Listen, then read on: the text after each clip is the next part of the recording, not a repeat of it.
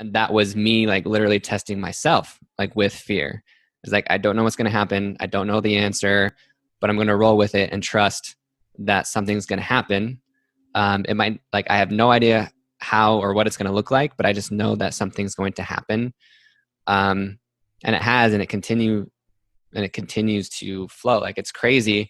And I continually like have to trust. But the more I like this, like the more I let go, the more I receive.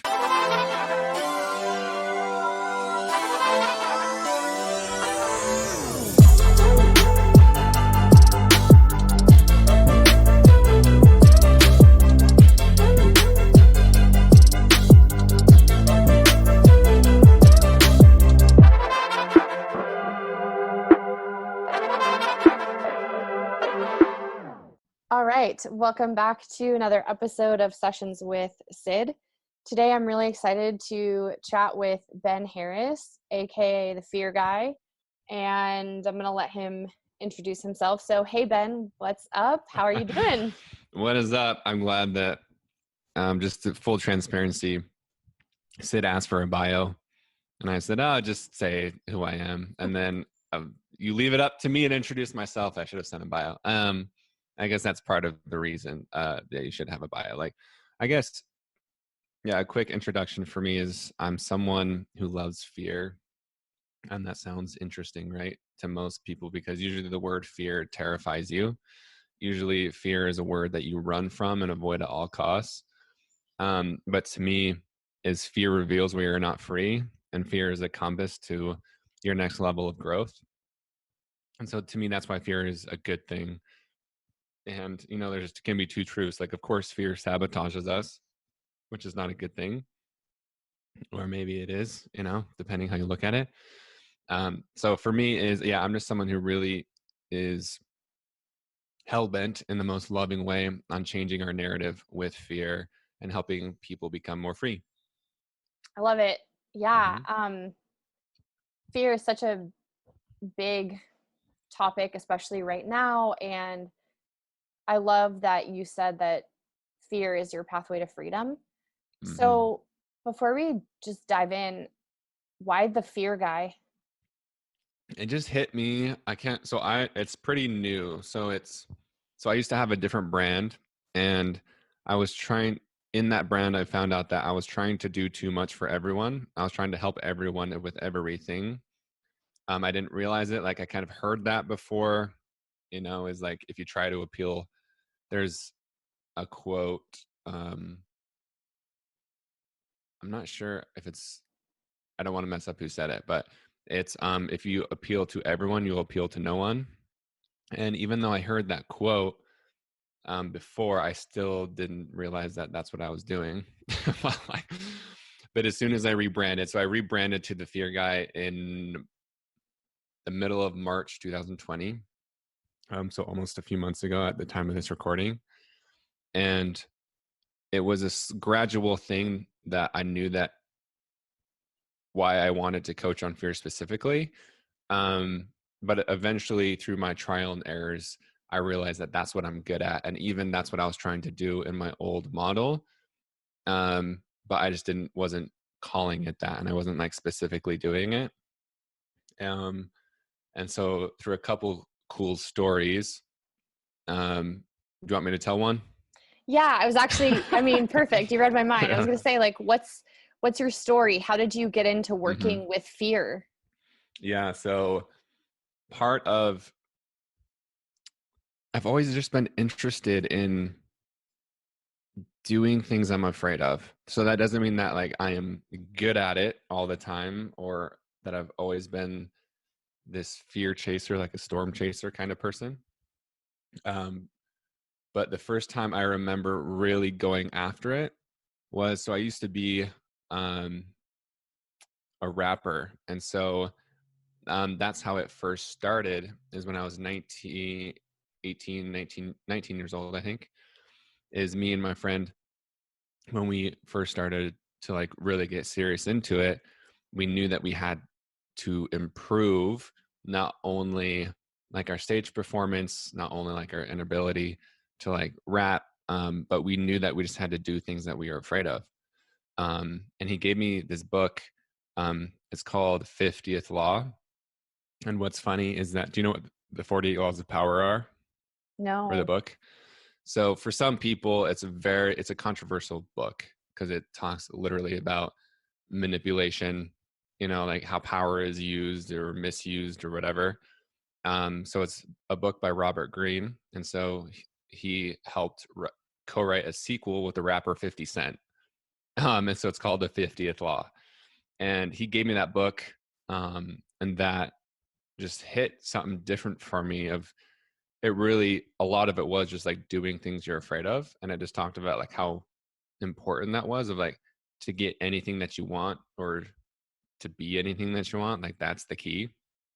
And so we started actually going, so in Salt Lake City downtown, the Utah Jazz National Basketball Association team, um, and this was like in the winter, it's freezing. So at the end of each game, we, on the weekends especially, we would go down there and then we would rap to people, and we were absolutely terrified, just because it's like 19-year-olds, just like white kids just trying to just like, but we just knew that for some reason like we had to do it. And I was terrified every single time. It may have got like a little bit easier, but we would go up to, because the streets were flooded with people, and like it was bumper to bumper after the games were over. Like we'd even go up to cars and knock on the windows. And now as we're recording this, pandemic and um, the discussion of racism and anti-racism, even talking about this now, I'm like, even that is a privilege. That's a whole different topic. But for me as a white male to even knock on a window and like have them being willing to like, anyway, well, that's a different conversation. So that's really where like the intentional act of seeking out fear and things that I'm afraid of started. Um, so that's like the quick story. And then I've done that with music over and over again, with school, with even like I was in corporate leadership for a long time. So I remember seeking out difficult conversations intentionally, in order for growth. Like I remember this employee, it was really hard, um, because she wasn't financially well off, and she just, it's a bit of a like a sad story, but to try and bring light to the situation, like she wasn't financially well off, and so she didn't have great hygiene, and but I got to the point that people around her, that were sitting by her, couldn't work. Like it was literally affecting their work, because of the smell. And yeah, even though it's like sad and all these things, um, like it affected work, so it became a work issue. And I was just oddly excited for that conversation because I knew that it was going to help me help people and also grow me, so it's same thing about, even like we're talking about a lot about race, and those conversations scare me.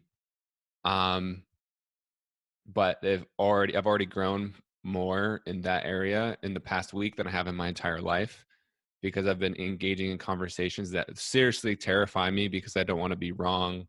I don't want to be viewed as like an ignorant white person. But that's the thing, right? Of what we're talking about, of like diving into like what we're afraid of is the answer. So Yeah. there you go. There's a very kind of lots of stuff in there. Yeah. Thank you for sharing that. I love the different pieces that you were talking about. And one of those pieces is having difficult conversations on purpose, Yeah. especially right now, like you said, you know, having those difficult conversations about race, um, and the fear of getting it wrong and saying the wrong thing, and yet those are so important to have, especially around this topic of racism because it is so prevalent. Can you talk about maybe a difficult conversation that you kind of did already, but that you've had that you really were like, wow, I'm so glad I walked right into that fear? Yeah, let me try and think of another one. There's been so many. Um, I think what a lot of people can relate to is in like romantic relationships, um, of, whether it's a breakup or saying like how you really feel. I remember like actually like having to like break someone's heart for the first time, and I was like literally like shaking, and just like terrified to do it. Um, and super young, like we just weren't right for each other, but like that's all at that point. And yeah, I just remember coming out of that feeling more free. And so like I just know that's what a lot of people can relate to, is like you're afraid to have this conversation with your, like, a spouse, boyfriend, girlfriend, partner, lover. And I just know like whatever you're afraid of asking or talking about is incredibly freeing. And I just believe that like if you're not your authentic self, like if that person's not, they don't have to agree with it wholly and fully, but like because you're individuals. But like if you aren't expressing yourself fully, like if you aren't your authentic self, they're not loving the real you anyway. So that's why it's really important to express the real you. That is so, so true. It feels so timely that we're talking today about fear. Like it feels very Mm, synchronous. Um, so I think you know this, but I'm a therapist, and so I'm talking with people all the time about having difficult conversations with partners, setting boundaries with people, yeah. um, expressing themselves. And it's such a thing that people are so afraid of, is to use their voice, because they're Yeah. afraid that they're going to be rejected. Hmm. People won't like them. Oh, confrontation is uncomfortable. And I hold the same view as you do of like, okay, let's walk right into that though. Like, what are you afraid of? And how can you just like fully face that? And it's so interesting, right? Because we help other people do this.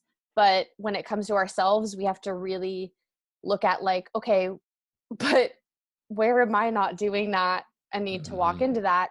And so I have my own therapist because I believe that everyone, Hmm. you know, should have one and should have access to one if they don't. Um, and there are a lot of like really great organizations that help with that, as a side note. But because I realized, again, it's like checking my privilege, right?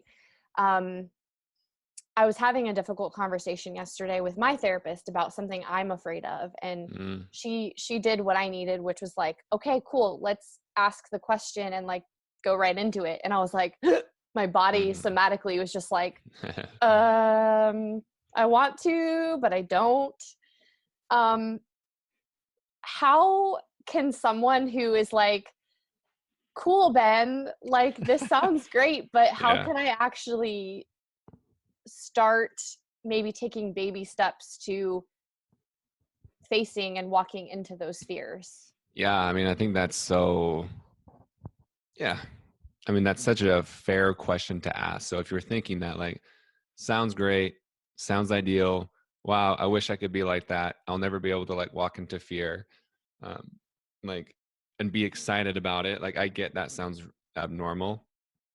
Um, but even that makes me feel excited, right? Is because I like to be different. But so I'll say like it's normal, like it's fear, right? And so uh, I would I would ask you a question, because the same thing, right? Kind of like a therapist, like I think questions are the best answers. So for me is, I love this question so much, is how much joy are you willing to lose? and just really sit with that, because that's really what you're doing. So by not taking action is you are losing joy. You are not being your authentic self. So even though I'm a huge optimistic person, like that can be a mask or a way to numb, just be positive. Like, so for me, it's okay. Instead of asking what's going to happen if I do this, right? Because a lot of the time we think, if I have this difficult conversation, if I go for that promotion, if I say this and I get rejected, like you always think of what's going to happen if you do it. Think about what is going to happen or not happen if you don't do it. So to me, to reverse the question is, okay, I know like the worst case scenario of what could possibly happen if I do this. What's the worst case scenario if I don't do this? And so you know that whatever you deem as success, right, or a successful adventure into your fear, is staying where you're at guarantees your misery. And at least, so you can choose your familiar misery. You can choose that, okay, I would rather, like, the pain of my, like, what's this quote? I actually just barely saw it. But Ooh, it I has think to I do, read your mind. The pain of change is less than staying the same or something. yeah, exactly right. Because both are going to hurt. So I think that's the truth, is your comfort of staying the same hurts. The pain of changing also hurts. Which one is worth more to you? So for me, I absolutely know the answer, that the pain of change heavily, it's not even close, outweighs the value of the pain of staying the same. So that's the question to ask yourself, right? Is like, how much joy am I willing to lose? Like, what is going to happen or not happen if I don't do this thing? You're going to stay the same, and you already know how shitty that is. You know, you already know what it's not getting you.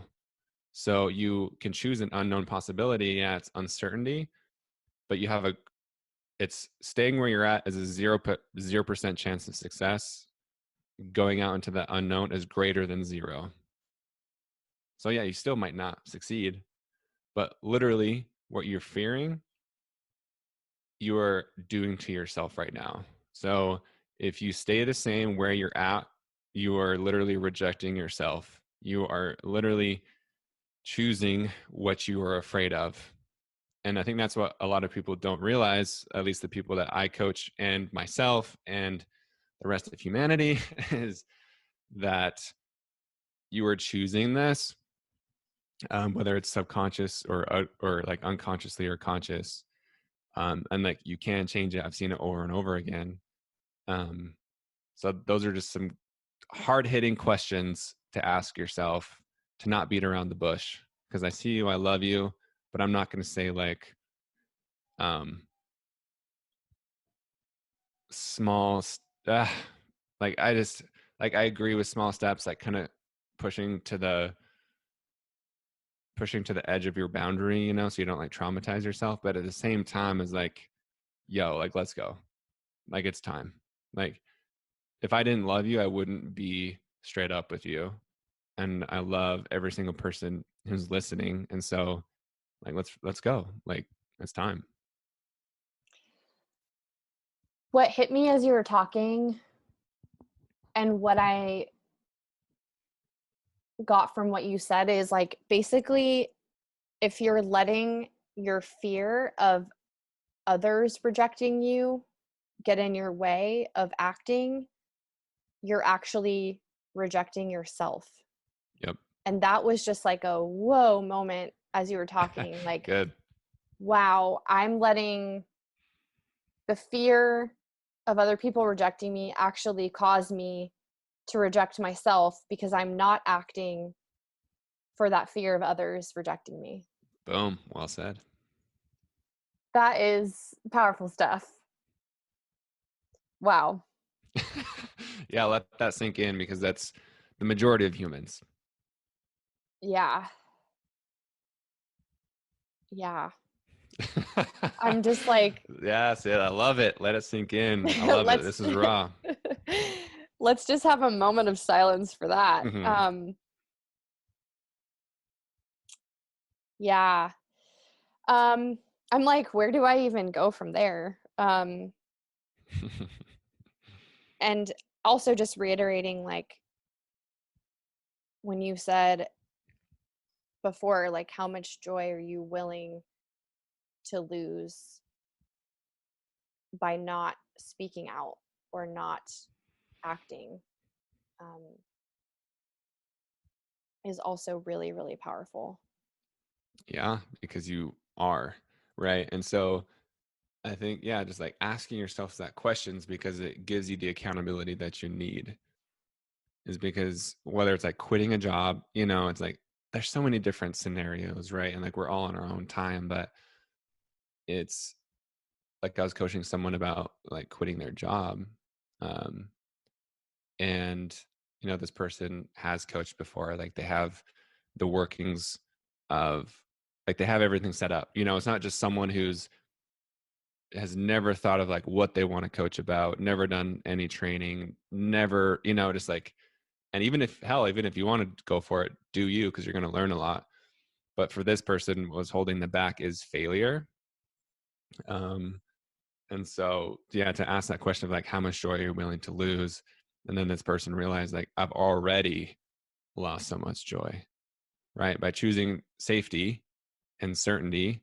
By the way, certainty is a myth, but like by choosing what you think is safe, like how, yeah, so like how much joy not are you willing to lose in the future, but like how much have you already lost?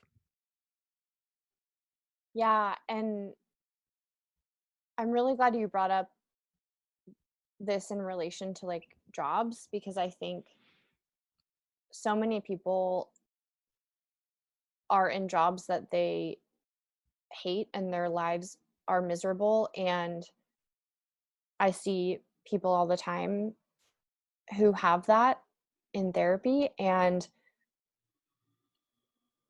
they're too afraid to do what they're really passionate about, because of that safety. And the, like you said, the certainty, I'm putting that in quotes because that's, like you said, a myth. But I'm wondering if you could talk about your experience, quitting, your 9 to 5 to become an Hmm. entrepreneur. And I'm sure that was scary as fuck. I mean, Yeah, so for me it was different. So to give you some background, is so in 2009, early 2019, I invested 40,000 of debt into an investment. So again, that's risky, right? Like for the majority of humans, the 98% of us, not the 2%, like the 90%, that 98% of us, $40,000 is a lot of money, especially to like just, bet. I was like betting on a risky investment. To get the background of it is like I had different investments. Like I just didn't decide like I've never done this before. Here we go. It's like I had like other, like I knew that if I lost it, I could make it back, but I was willing to lose it. And so I think that's a good question to ask yourself, even like regarding your job, is like the worst case scenario is that you already know what it's like to have a 9 to 5 job you hate. The worst case scenario is like you go and get another one. So it's, you have to ask yourself what you're willing to lose. Again, kind of like how much joy you're willing to lose. Like, are you willing to feel uncomfortable that like I might not be able to pay my bills, or I might have to change my lifestyle? Like there's so many different things. Like if you're willing to do that, like it's kind of like a checkbox, like how uncomfortable am I willing to get? But for me is so that investment started paying me. And I was at the time, I also was just like recruited and promoted to uh, a director at this finance company. And so I had a 6-figure income just with the job. Um, and if I wanted this investment too, without me reinvesting or saving and cashing out, it could be making more than my 9 to 5 job. And so, and it was consistent for about 4 or 5 months. So at that time I was like, damn, like if I essentially, it came to the point, like if I don't do this, there's never going to be a perfect time. Like I have this investment that's paying me to do by doing nothing. But of course, like I had to take that risk, um, to do that. I knew a lot of people who didn't take it. Um, and so if I didn't leave that comfort now, I knew like there's no other time. Like I'm single, I have no kids, I have no debt except this. Like there's no other ideal circumstance than now. And so like I did it. And the funny thing is when I did quit my job, it wasn't like a like F you, shove my papers off a desk, like screw the man, you guys suck type of thing. It was a feeling that like I'm stepping into my own calling of, and I think that's how I knew, right? Same thing, like it could be like with a breakup. Like, is it not like an like coming from a place? I mean, there's a balance. It's not black or white, but is it coming from a place of like you almost like being relieved or feeling like this is so right? So for yeah, like it wasn't as like magnificent as some people envision, and I think that's a good check for a lot of people. Is like, oh man, like I wish I could. Like some people do have like a lot of cool stories, of like quitting like on the spot. I gave a 4 week notice. That's not really like a cool story. It's like I gave a 4 week notice, worked with the company, but like it was, and then like the first week that I didn't have like a 9 to 5 job, it felt normal. It felt like, oh, this is what I'm supposed to be doing. So I think that's a really good indicator, and a lot of things that we don't hear about because we like to glamorize and like Hollywoodize things. But I think that's a more realistic approach, at least how like I dealt with it. And then the funny thing is, once I quit my job, that investment actually started dwindling. Um, so I lived off of that, the rest of what I had that investment and savings until March, until I rebranded. So it's crazy. And so when I rebranded, like everything changed for me. Like I think I had $700 or something. I want to get the exact amount because that makes it more fun to know the exact amount. But it was 700 something dollars like in my savings account at the time that I started making money as the fear guy specifically. So that's part of even the journey of like how I became the fear guy too. So that's the story of how I quit my job. That's so awesome. Like, I love hearing about people recognizing when something just is not in alignment with their purpose and taking the difficult action of being like, I'm going to leave this thing that is like secure, quotes, whatever, Mm-hmm. and do the thing that my soul is calling me to do and that I know will end up making me happy, but maybe uncomfortable at first. Yeah. Um, And I didn't know that it was gonna like, I didn't like, I had an idea of how I thought I wanted to like support myself, and make money, but it completely changed. So like from how I thought I was going to, you know, however many months ago, like, and that's I think part of being open to that. Like that's really important. Like it doesn't have to look this way, because that's also scary, is like changing your mind, changing of like, man, I've been building this thing specifically for this, but it wasn't working. So for whatever reason, this is calling me. So I'm going to totally flip it and change it. And it's changed everything. Like not just money, like sweet, like money is fantastic. Like I want to live the lifestyle. I want to help people. Like money, like is powerful, if you use it correctly. But also like I'm impacting more lives in the past 3 months than I have in the past year and a half that I was building a brand. So for me, aligning into my purpose, seriously, like my audience has doubled. And I'm actually helping people, but I wouldn't have gotten to that place if I didn't make myself uncomfortable by not knowing of like, I don't know what's going to happen. And that was me like literally testing myself, like with fear. It's like, I don't know what's going to happen. I don't know the answer, but I'm going to roll with it and trust that something's going to happen. It might, like, I have no idea how or what it's going to look like, but I just know that something's going to happen. And it has, and it continues to flow. Like, it's crazy. And I continually like have to trust. But the more I like this, like the more I let go, the more I receive. Yes.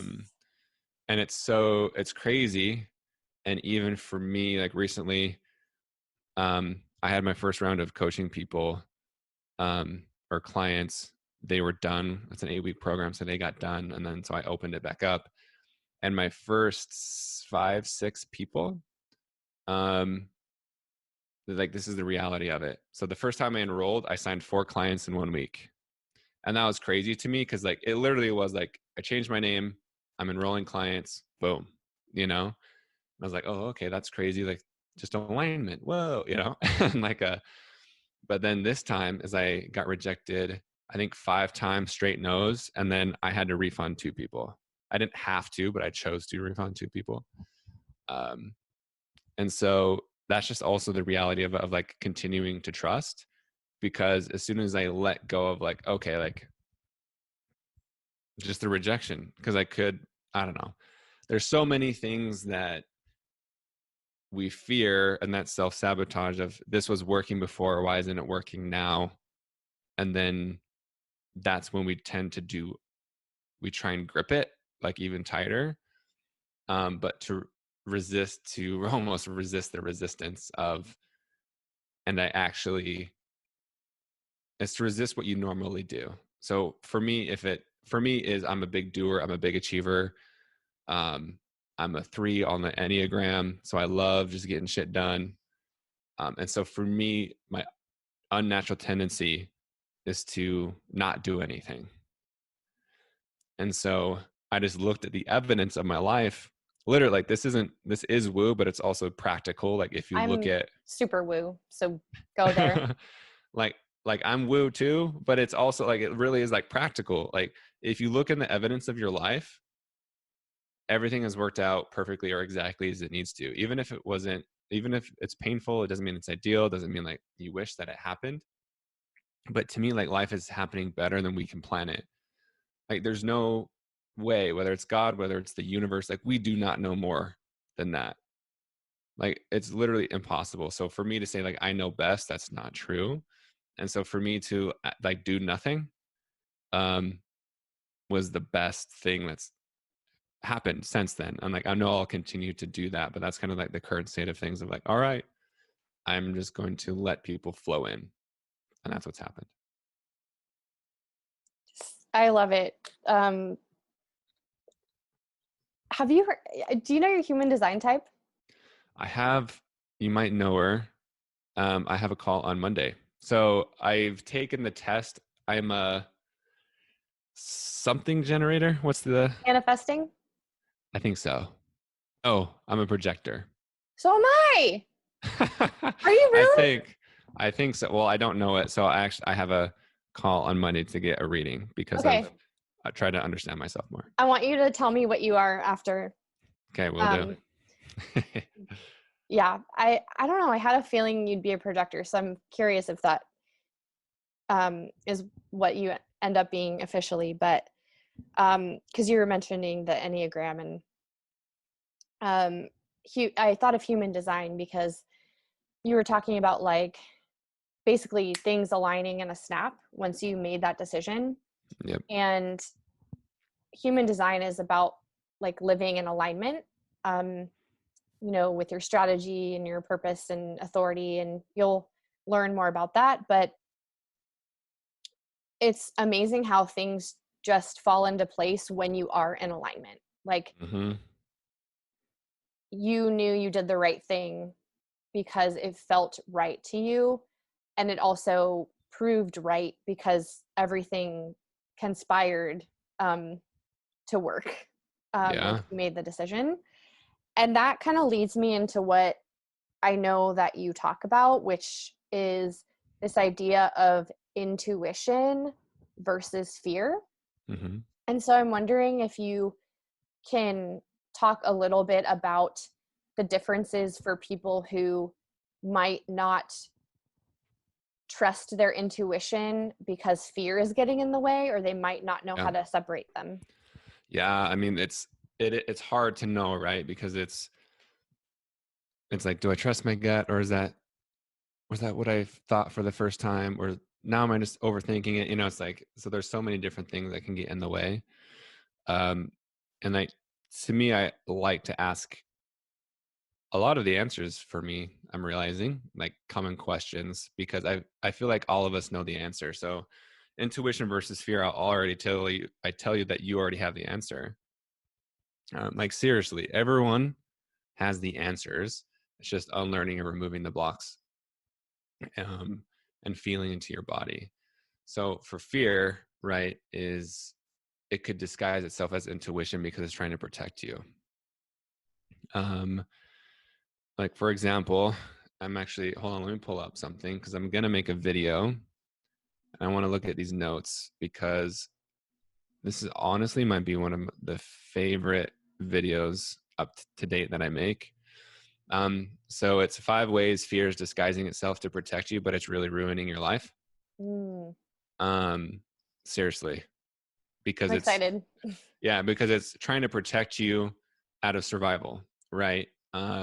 But if you want to thrive, like, everyone has a choice to thrive in this day and age, right? You just have to get out of that survival mentality.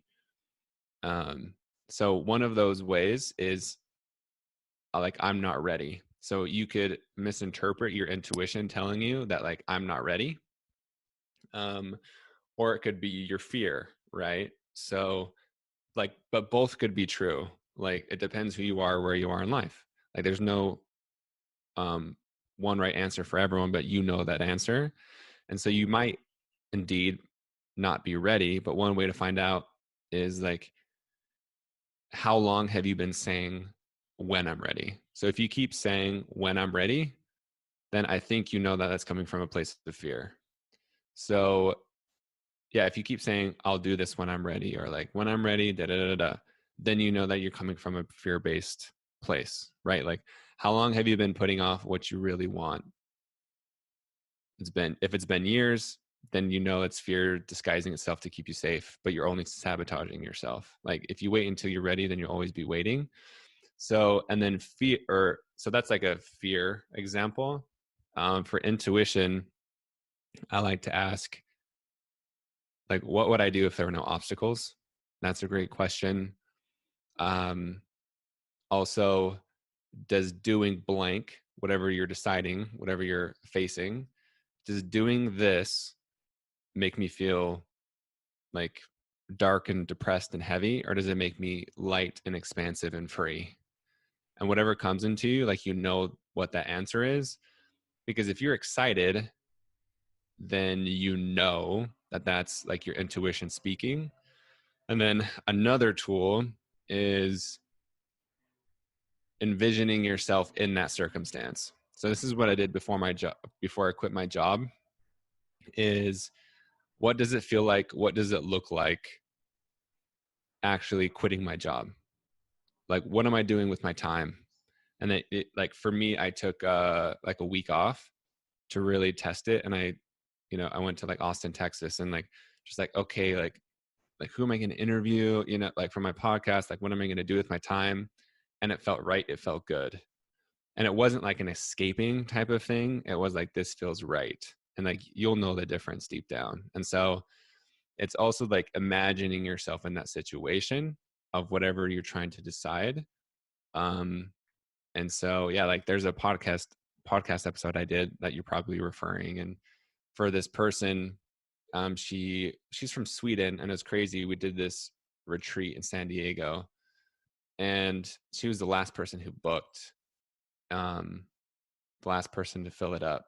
And that's the thing. Even, like, going back to that, I was like, I know it's going to fill up, but, like, 3 days before, I'm like, I don't know how, but it's going to. And then Anna from Sweden decides she's going to come, travel halfway across the world to do it. But it wasn't just like a snap of the fingers like that. Like, we discussed her intuition versus fear. And one way she made that decision is envisioning herself at the retreat as like, how does it feel? Does it feel good? Do I love this? Like, and so there's a few different tools. Hopefully you can pick one or all of them, because that's a hell of a lot of tools. I love that. I'm so Mm-hmm. excited for this video to come out. I really love the way you illustrated intuition versus fear, especially like if when you think of that circumstance, like you said, it makes you feel light and excited, that shows that that thing is in alignment. Mm-hmm. So I want to, along those lines, I want to tell you about something, and I'm curious. Let's do it. About your thoughts. So I work very somatically with my therapy clients and with myself, because movement is such an important part. And the body, I mean, I'm sure you know, the body stores trauma. Yeah. And a lot of emotions literally, like, they get stuck in our bodies. And movement is such a powerful medicine for feeling through your emotions.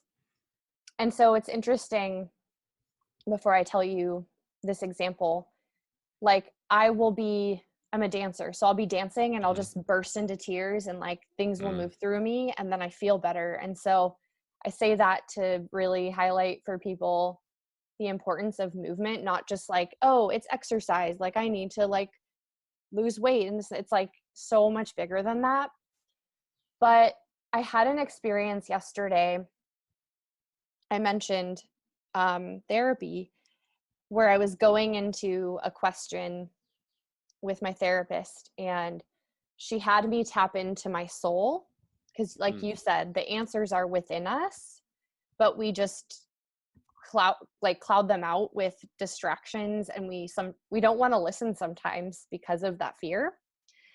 And the question isn't important for what I'm illustrating, but I asked one question, and to me it was a very clear yes, because I felt very relaxed in my body. I was breathing very, evenly, and my heart space just felt like expansive. And then I asked another question, and I immediately felt this clenching in my heart space. And I kind of describe it as like almost like a wrecking ball that started at the top of my heart space and kind of sunk down. And it was like my chest was tight, and I just got this like weird feeling, and I started coughing, and it was like this weird experience that I haven't really had before. Cool. And to me, that was what I thought a very clear no. Yeah. But sometimes it's hard to distinguish between the intuition or is that fear? Yeah. So I'm wondering what your take is on that. Yeah. Honestly, like, it's going back to kind of what we talked about earlier about choosing a familiar misery, right? So like a lot of us are living a life of misery, whatever degree that is to you, or something that we wish life was different, even if we don't know it, and so like going back into this, like why I'm highlighting this is because like we don't know better, right? Is that like all of our limiting beliefs, like with a lot of, no, not a lot of, every single person I work with, like they're called to it for some reason of fear. And most of the time it's, highly successful people, particularly women, like between 30 and 40. I mean, there are younger people, but I think that's just kind of how it has worked out. But they think they're successful, but they still feel unfulfilled in some way, and they don't know what it is. Like if people were to look out on the, like from the outside into their life, they're like, you don't care what people think. Like you're unapologetic, you're awesome. And so they think that they don't, and maybe they think that too, but still that doesn't just like feel right. It doesn't sit right. And like what we uncover is like the limiting beliefs of that they truly believe that they don't deserve happiness. They don't feel like literally, like people, like we've uncovered that they don't, like they seriously believe that they don't deserve to be happy, or that they don't deserve like a love, or that they don't like are good enough, like so many different things. And so why I'm highlighting this is because fear can like disguise that, right? As because that might be all you know. Like, and so that's like, it's hard for me to explain. Like the tools that I gave you, I feel like are the best tools that I know of right now to help you individually. But that's where a coach comes in, of helping, or a therapist, or self-healing, like all these different tools, or a friend. But honestly, friends still view you subjectively. Like even if they try and do it objectively, it's impossible because they have their own view of you already. So yeah, like therapy and coaching is huge, just because like to do these things by yourself, like to a point, there's only so much you can do. I think like you can do a lot of it on your own, but a lot of it, I think it's a mix of doing it on your own, doing it with a community collectively, and then doing it like with a coach too. Like it's not like you're gonna get different perspectives too. So that might not be like the great answer, but I feel like that's the truth of at least where I'm at right now. But who knows? I could learn more later. Yeah. Do you work somatically, like with yourself, or with clients? Yeah. So I wouldn't call it like somatically, like, and that's why like going into human design, or like other things I'm delving into to learn more about myself. Because I've been shocked in the past 2 months, the results I've seen with clients. And so I'm like, okay, something is obviously working. Um, it's not a panacea, but it is so damn close. It's crazy. As far as, because almost everything in our life is fear based. Like you can give me a scenario of why you're displeased, suffering, or unhappy. It's fear. Like at the root of it is fear. And so like learning how to feel it and look at it, and the tools to, overcome it or walk through it, it has been just so powerful. So it's definitely somatic in the way that we are doing things that they've never done before. So like clients, and even like in my membership, like I have been blown away with people, their transformations there, just because it's not me. Like I love the work that I'm doing, but also it's like channeling, like, and people are doing, like, you're choosing to doing the work, is that they stop avoiding and they look at what they've been escaping for their whole life, or years, or decades, or whatever it may be. Like, and so to me, that is somatic. Maybe it's not like, I'm not telling them to like dance, but we're getting very aware and like present of, and like these exercises that I give them, in a way it is somatic, I guess. This is a good question for me to realize, because I'm trying to understand like why it's working so well. Of like I've been surprised, I said, like, honestly. So that's why, how I know it's like, oh, it's not just like me. So I'm trying to understand why this has just like transformed people's lives. So good question. I don't know the answer completely, and that's the honest truth. I have like, okay, so I love to like challenge people because it's Hmm. like what I do. Yeah, challenge away. I'm wondering though, do you need to know why? Yeah. Like I would say no. Like I've thought that myself. I was like, do I need to know? like to me, it's just I'm curious. So like if I don't find out, I'll be okay, Yeah. but then if I do find out, sweet, you know, because there is some magic of like almost not knowing, like there's something to it. And who knows, maybe knowing could tarnish the whole process. But if it does, I mean, that's part of the learning process. Yeah, I asked because I struggle with the same thing too. Like I always need Hmm. to know why. But then I've been asked by, you know, others who've guided me, like, do you need to know why? What, like, what would that serve for you? And then Yeah. I kind of transfer that into my clients. Like, I work with people who are recovering from addictions, and they'll have what they feel are like these spontaneous, like, I stopped using cocaine for a month and I started exercising and I feel Mm, great. And I'm like, oh, that's amazing. Like, what's working for you? And sometimes they won't know. mm, Or they'll be like, I want to know why now? Like, why? I don't know what happened. And I'm like, can you enjoy it? yeah, just Um, enjoy it. like, and kind of really be present with that. And like, Mm, how I kind of view that too is like things integrating behind the scenes of like our beings, like all the work we've done leading up to the point where it feels like this magic moment um has been integrating, but we see it as this one moment, yep. but really it's like the interworkings that go all the time, and then all of a sudden things feel like they click. Hmm.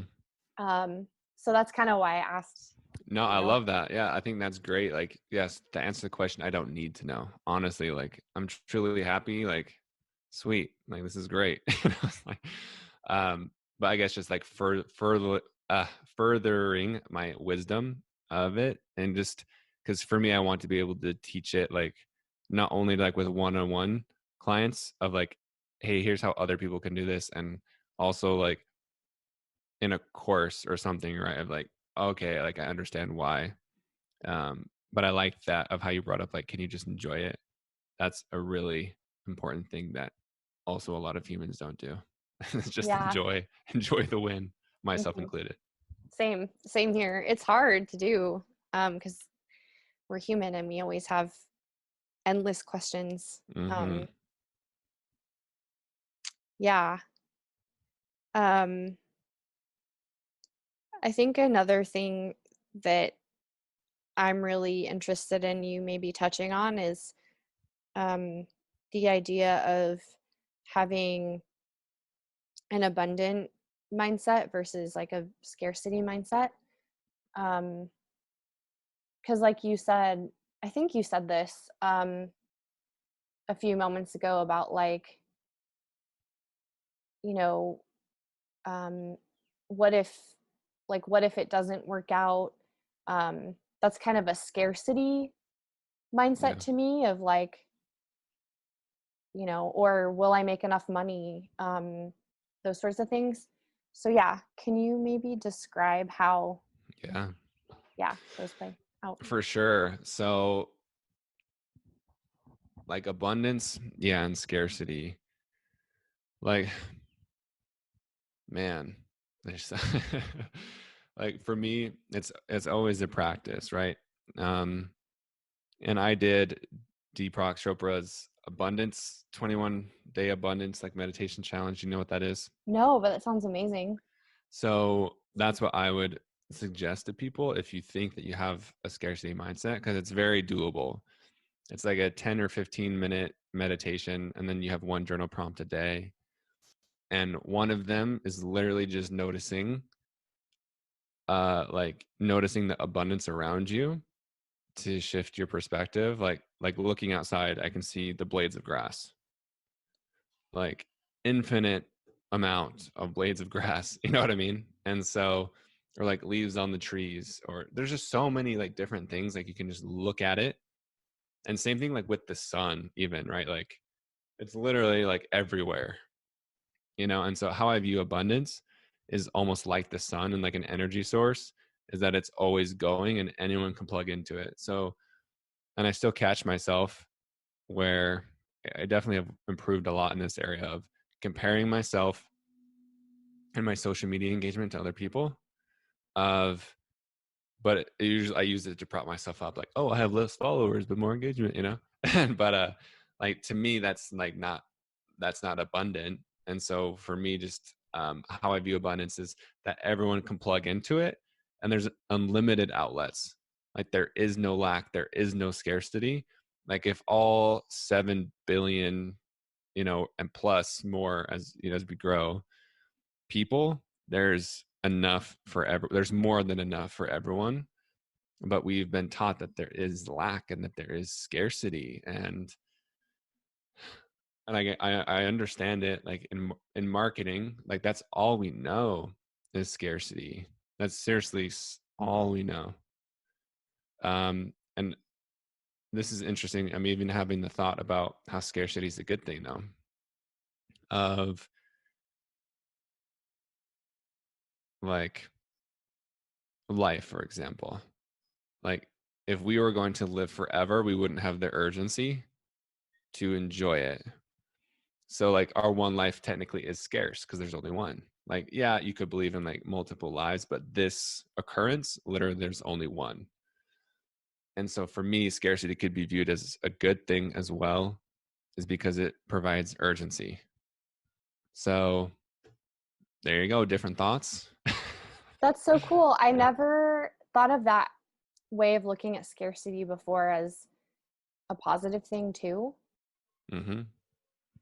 I really like that. Yeah, because again, so we really are so trained. We have to, it goes back into making sense and getting answers, right? Of we're just trained to like, this is good. Like we're just judging, this is bad, this is wrong, this is right. I even posed to someone who's religious, like who, you know, literally believes in the adversary, the devil. I was like, okay, but if the devil didn't exist, would God technically exist? Like, you know? And so we could go deep down that, but to me, it's having, there's something to that comparison, you know, or that scarcity of just what if nothing. Yeah.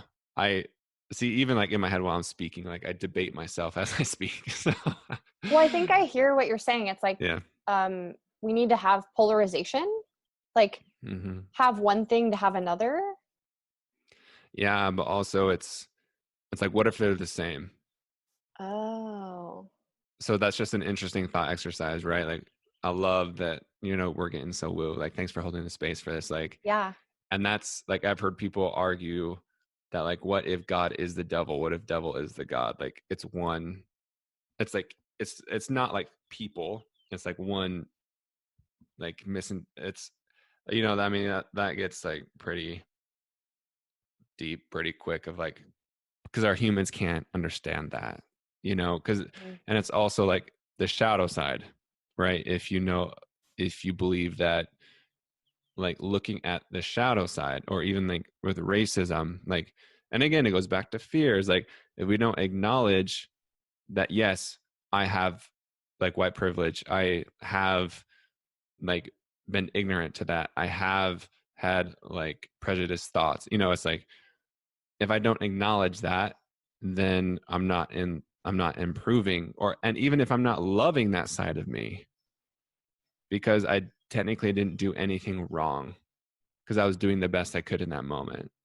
So same thing with like scarcity or abundance, is I think just how you view it. Of, but for the sake of simple conversation, like yeah, scarcity in the way that we define it, I think definitely it sabotages us for sure, because we think, if I get this thing, no one else can have it. If they have it, I can't have it. Man, like we're talking a lot about race because that's what I've been learning about myself the past week. I think that's for honestly myself, and I can assume that a lot of other white males feel the same, is that if I lose this thing, or if I don't, or if someone else gets power, or if someone else gets money, or gets shit, just like like we're not even talking about that. We're just talking about like equal rights, you know, like then I will lose something, that I'm not going to be as comfortable. I'm like, and so that is fear based as well. And that's definitely scarcity. And so it all ties back into the fear. Yeah. And I just want to say, like, way to own that. Like, that's a Mm-hmm. hard thing to own, to, you know,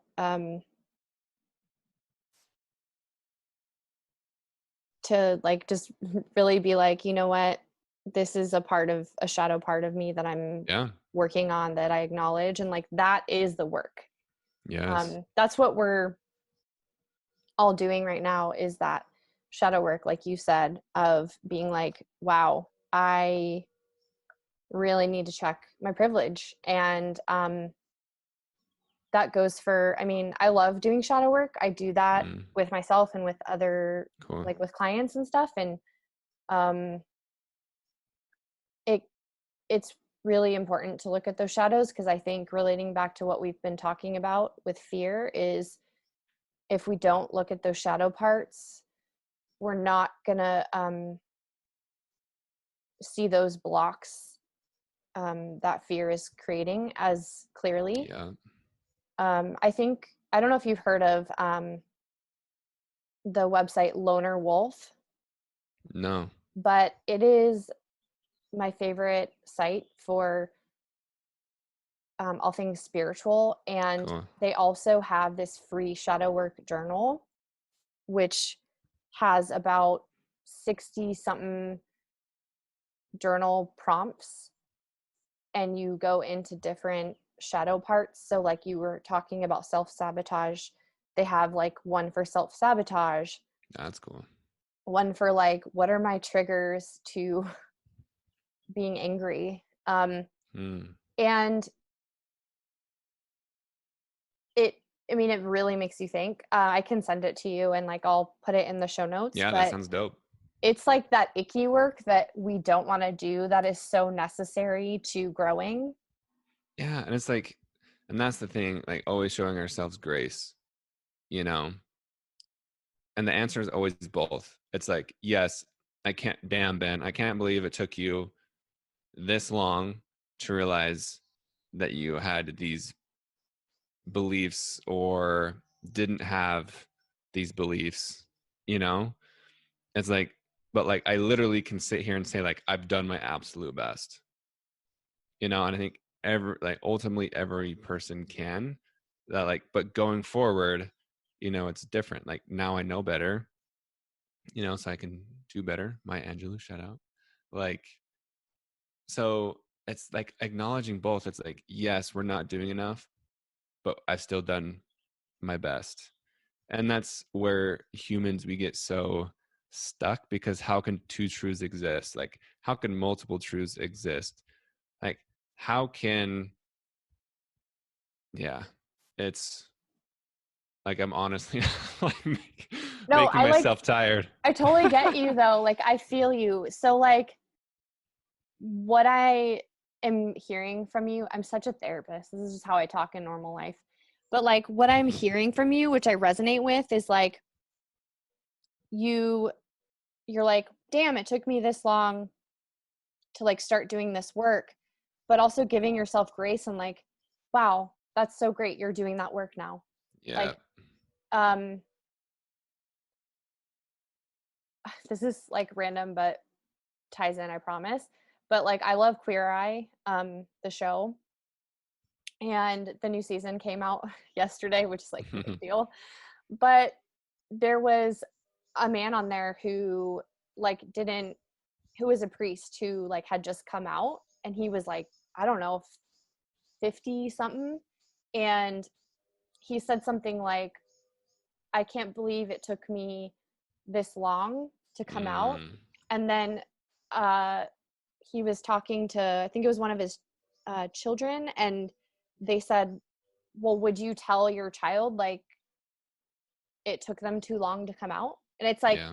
can we show ourselves the same grace and compassion that we would show other people? And I think that's what you hit on. Mm-hmm. Because yeah, I'm like, now I'm stoked. Like, sweet. Look what I've done already in a week. Yeah, that's so And how awesome. much, and the same thing is, yeah, like you can look at like shit, like even if I'm a day before dying and I would rather have that one day of being free of that belief or of that prejudice or saying or forgiving someone, forgiving myself, like literally one day is better than nothing. Totally. Totally. So powerful. I think what I would love to like close with is Yes. a bit about freedom, right? So we've been Ooh, talking yeah. about fear, but like freedom. What is what does freedom mean to you? And let's start there. I love it. So freedom to me is being the most authentic you and living without resistance. And so that could be like utopian to some people, right? It's like, well, that will never exist. But it's to me, it's just the practice of it. Of it's like, so our most fundamental fear is that we're not good enough. So, and there's so many different like branches off of that, but that's all of our fear is that, right? Because for you um, or for me, right, like I'm not good enough. Like even what we're just talking about, like, wow, it took me so long to get here. What is that fear? I'm not good enough. Like, so that is the root fear. So that's why this ties into freedom, because freedom is accepting and loving yourself and acting that way of whatever that means to you. Like whatever your authentic self is, to me, that's freedom. It's just like being you, like resistance free. And or maybe not resistance free, but always leaning into that resistance or recognizing the resistance. So to me, that really is freedom, is like living your most authentic life. Yes. And I know that we talked about how really stepping into your fear is that pathway to that freedom. Yeah. Is there anything else you might add to steps to freedom, or like just something maybe that came to your mind when I asked you that question? Instead of just lean into the fear. Yeah. Because I know that's not easy. Like um awareness. So like anything, right? Like awareness is the first step. Like a lot of people listening are definitely more aware than they were when they started. I'm definitely more aware than I was a week ago. And so to me, that is the first step with absolutely everything. And as humanity, we are becoming more and more and more aware, especially like with the pandemic. I view it as such a great thing, uh, because we've all been forced to slow down and like really like self-awareness has almost been forced on us, um, which to me is a fantastic thing. Um, but of course, that has come with a lot of pain, and the highest unemployment we've had ever, like all these crazy things. But that can even go back to like the Black Lives Matter movement of like, is anything going to change? Like what we value has to be disrupted for there to be a change, right? So even like my initial thought was like, oh, looting is bad. And it's like, okay, but is it? Like, is looting bad because that's is what's getting us to pay attention to it? Like, would peaceful protests really get us to pay attention to it? Right. And from what I've learned is that like white, America, white supremacists, whatever have you, like, oh, we care more. Like, we're talking about windows being smashed in and merchandise being stolen. Like, that's what's getting us pissed, but someone dying isn't getting our attention, you know? And so, man, this is going off on a tangent, but for me, I feel like disruption. And so if you can find a way to disrupt if you haven't already with the pandemic, like finding another way to like disrupt your routine. I feel like that are also like steps to freedom, is like questioning what you think, questioning what you believe. And you can like do it in a loving way. It doesn't have to be you're wrong, right? Because I'm more evolved than I was yesterday. I'm definitely more evolved than I was a week ago. And like a year ago, wow. And like 2 years ago, I can even picture where I am and what I'm doing. And like in 2 years from now, I hope it's the same answer. So I feel like, yeah, it goes back to that grace and like like loving ourselves as a step to freedom, and like disrupting what we know as a step to freedom, which sounds so interesting. But yeah, that's what I'll say. Wow. That piece about disruption leading to freedom, I so like resonate with that, and also feel that it's necessary for growth and the pathway to freedom.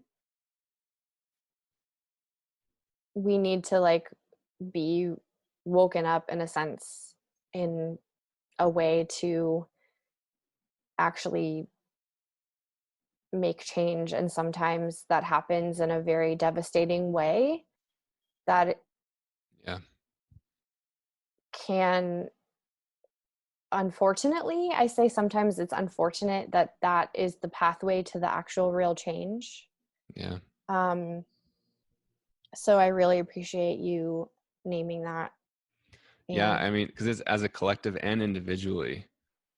Like if you look at like how systematically, systemically, that we are going to change racism, like this had to happen, but did it have to happen? It's like those right, questions. So like, yes, of course it didn't have to happen, but I like to think of like the point of suffering is to realize that we didn't have to suffer. So like once we heal from that suffering, we realize, oh shit, like I didn't have to do that, but to have that realization, I had to go through that. So I think that's part of like what we're feeling. So as a collective and also individually, it's like when your heart breaks, like last year I went through something that I had no idea like I was going to feel or expected to feel, like with heartbreak. But now I'm like so much like wiser, and I know, and I have more empathy, and like something similar like happened this year again, but like I was more prepared for it and like more knowledgeable and self-aware and emotionally intelligent. So it's like, yeah, that disruption, like even individually, is so beneficial. totally. What a powerful way to end. I just wanted to ask you a couple of like quick questions, kind of fun questions, and then Yeah, let's have a little fun. Like this is totally me of just like, yes, let's get, even on dating apps, I'll be like, the first question, because like honestly, this is how I weed people out. It's like, yo, tell me your deepest, darkest, like all these kind of like deep questions like that. But like said, like for you holding this space and asking these great questions, and I love how you like sit with it and ponder on it. I can tell you're really listening and not just listening, like you're not thinking of the next question while I'm speaking. So nicely done. well, thank you. I appreciate you Uh-huh. recognizing me as a projector, because we need to be recognized. No, and I appreciate that. And Uh-huh. I really do enjoy having conversations with people like this and really getting in there and being present. And that is so important. Mm-hmm. I think that's hopefully something people are learning right now too, during this time when, like you said, we're being pushed into awareness because we don't have a lot of distraction. Yeah. So yeah, it's been really amazing to really dive in with you on these important life-changing topics. So yeah. Thank you. Now let's end it with some Okay. silliness. Okay. I don't know if this one's silly, but it's more fun. Like, what Uh-huh. is a must-read book? And it could be anything: fiction, nonfiction. Yeah. So for me, most recently, the most must read book that I have finished is When Things Fall Apart. Have you read that? Yes. Yes, Oh, for I love hands. it. So that honestly has changed my perspective on so many things. Because I've been someone, and I think a lot of people are like this, like we only want to feel positive emotions and we push away any other emotion, which only makes us feel worse. And I'm actually going to teach this soon in my membership, like, because we have weekly lessons and calls, like, of how to feel, because none of us are taught how to feel. It's right as soon as it's like, it's get over it or you're fine. And it's not like, how does that feel? Yeah. Like, or just how does it feel to sit with it? It's like we literally are not taught that. And so for me, it was a mind blowing thing. And like one experience I had was I'm at this Airbnb in LA, and the grass is kind of rough. And the first or second day I got here, I was going to like work outside and in bare feet. And I was like, this grass is like rough. And so I went to go get shoes. But then I remembered, like in the book, she talks about like what do we usually do like when it rains? We get an umbrella. Like what do we do when there's a cool breeze? We get a jacket. Like when it's hot, like we get in the shade. And so what she encourages, the author Pema Chodron, is to just like feel it for what it is, like feel the wetness of the rain, feel the heat of the sun, feel the coolness of the breeze. So I went to go practice this. I'm like, I'm going to go feel the roughness of the grass. And this simple thing, like seriously, has changed my life. Like I don't say that lightly, like it really has. So I went to go, I intentionally stepped on the grass, like with my bare feet, to like feel the roughness of it. Not to say that it was bad or like I didn't want to feel it. I was like, ooh, like let me just feel the roughness of the grass. And that was even like a deeply emotional experience. And then the next day I went back out there and it wasn't as rough, which was so fascinating to me. And that's such a great analogy for emotions, is that once we like willingness, like accept all dimensions of it, of whatever form they come in, and the many different forms and iterations that they come in, like the next time we feel it, it won't be as rough. Or maybe it is. It's just, that was like an interesting thing. And that's why I recommend that book. And there's one question that sticks out from that book, is she asked like, what if pain wasn't a punishment? And that has helped me. That's helped like my clients, because we view pain as a punishment. Like I am bad, I did something wrong for feeling this way. And so again, questions are the best answers of like, what if pain wasn't a punishment? Yeah. I love that book and I really appreciate you sharing those insights. It's like lean into that discomfort, and Mm-hmm. it's such, like you said, an analogy for like that fear that we've been talking about. It's like lean into it, and it's actually not as bad as we think. Yep. Um, what is like the funniest experience you've had rapping in front of Oh, people? so funniest.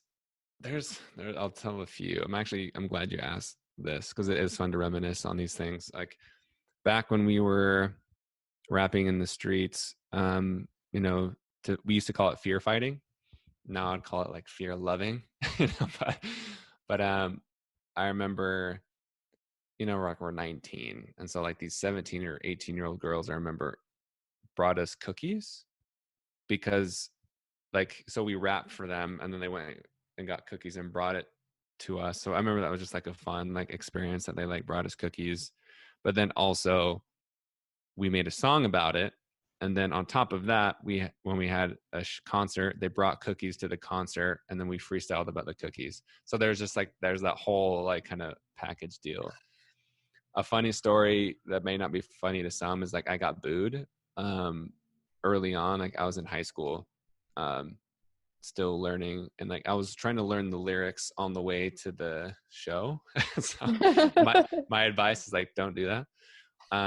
But I remember this dude booing me, but that was like the most powerful fuel that I've ever gotten. Like seriously, like him booing me like energized me more than ever. It was like, because one thing like I believe is that, well, it's pretty much fact too, is that we tell ourselves narratives all the time. and I mean, are they true? Like, are any of them true? So like, you might as well tell yourself a good one, you know, tell yourself one that like benefits you. And I didn't realize this what I was doing at the time, but it's almost like using it as like a storytelling narrative to fuel myself of like, oh man, this is going to be really cool. Not knowing, like, you know, I can rap about this one day, or I can talk about this on a podcast one day, you know. um, that was fun. There's this one.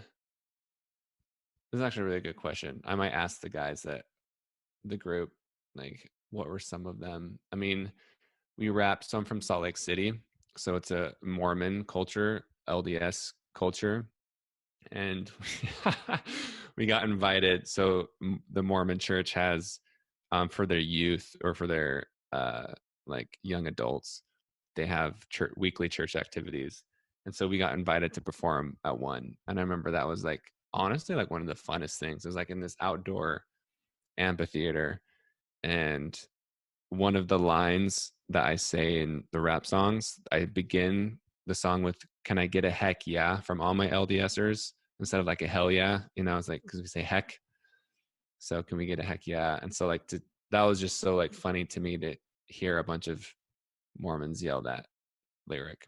So there's a few. That's awesome. I enjoyed hearing about that. And when I found out you were a rapper and listened to I was like, oh wow, he's really good. This is such an interesting like piece of you that it doesn't seem like you talk about as much, but like you started to talk about it, so it's kind of Yeah, cool. I want to talk about it more, like, because honestly, like, I wouldn't be where I am without it. Like, I learned so many branding things. I learned so many like relational things, business building, like literally like fear things, performing things. Like, I wouldn't be like where I am without it. That's so cool. Two more. For some reason, I just like to know people's favorite food. So what Ooh, smoothies. are these? And some people will say that's not a food, but I vehemently disagree. Yeah, for sure. Smoothies and smoothie bowls. Particular flavor? Like my go-to, like what I love. So I put, you know, like a nut milk in there. Then, you know, I'm like my protein, my superfood, blueberry, banana, spinach, and maybe a nut butter. And then boom, there we go. But like, I love, like, if it's like smoothie bowls are a little bit too much for me to make at home. I'm a bit lazy. Like, honestly, like, I'm a chicken, broccoli, egg and toast smoothie type of guy, like just like super simple things. Mm-hmm. And so, but if it's like a smoothie bowl, like nothing too fruity, because like when it's just so sweet, it's not enjoyable. Mm-hmm. I feel that for sure. My last question is, I like to ask my guests if there are any messages that you would want people to take away from the podcast. Oof. Hopefully this, holy hell, like, so this has been super duper fun. Like, I'm kind of sad it's over, but Me like, too. and so I know I'll be excited to listen back to this, and so many good nuggets. But if there's one thing to say, like one, Tim Ferriss, do you listen to Tim Ferriss? Yeah, One, it's been a little while, but I'm very familiar with his. so one question that he asks his guests is like, if you had a billboard, what would you put on it? You know, if like, so I like that question. And I've always thought like, yeah, what would I say? And it always changes, you know, as we do as humans. Ooh, okay. This quote, let me make sure I get this right. Um, Easy decisions, hard life. Hard decisions, easy life. So what that means is, right, like it goes back into the fear and leaning into the discomfort. That, like, that is like a mantra to go by. That like, if you always are making the easy decision, which again, I can go back into intuition, right? And like, I'm such a believer in ease and alignment and things happening easily, but like, a life of ease is not easy. That's such an interesting thing, right? Because we're wired to not trust that. And so I'm a total believer in ease. Like the best things in my life have happened most naturally, organically, and with ease. However, getting to that point is just the level of trust is not easy. So yeah, I just think like if you're always making easy decisions, your life's going to be more difficult. But like those tough conversations that aren't easy, the tough truth, the hard truth with yourself, like all those things lead to a more beautiful, like fulfilled, joyous life. I love it. Thank you so much. It's Mm-hmm. been a blast chatting with you, and I'm excited for everyone to hear it. Can you tell people where they can find you? Yes. So on Instagram, it's at the Fear Guy. My name's Ben Harris. And then if you want to find out more about me, go to feeling-free.com. So if you want to go to a retreat or if you want to join our membership, so we have a weekly group coaching calls. It's called the Freedom School, or one-on-one coaching, or just like on Instagram. Just say hello. I respond to everybody because I love you and I believe in you. And you have a podcast. Oh yes, thanks for reminding. Yeah, so I have a podcast called Feeling Free. And so yeah, like I've been really happy with it. I used to have a different podcast, and this is definitely just more along of like what I'm trying to do. And so the first guest that I had, it's still new, was Dr. Nicole Pera, or the holistic psychologist. And that, like, honestly, that was not just because she's like obviously popular, but like that conversation has so much value to it. It was so fun because you get to hear a lot about her journey and struggles. Uh, and so yeah, like that one was really good. And like I didn't put one out this week because of the craziness, but like by the time this comes out, there's going to be one called like The Secret to Stop Overthinking Everything. Oh, perfect. So that is really, yeah, it's a game changer. So more of the story. Thanks for telling me about the podcast. Go listen to it. Yes, do it. It's great. If you haven't gotten from the episode, Ben has a really awesome, positive vibe that is really contagious. So thank you for sharing that with everyone. And thank you for being on. Thank you so much.